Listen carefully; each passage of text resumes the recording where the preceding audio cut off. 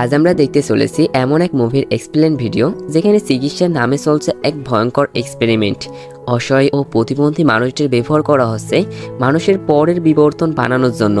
আর এই সব কিছুর পিছনে আছে একজন মাস্টার মাইন্ড, যে সবার পিছনে থেকে তাদেরকে এইসব করাচ্ছিল।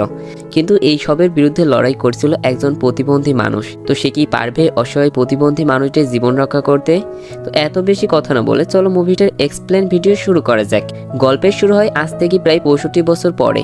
তখন একটি ভয়ঙ্কর নিউক্লিয়ার যুদ্ধের কারণে পৃথিবী প্রায় ধ্বংস হয়ে গিয়েছিল।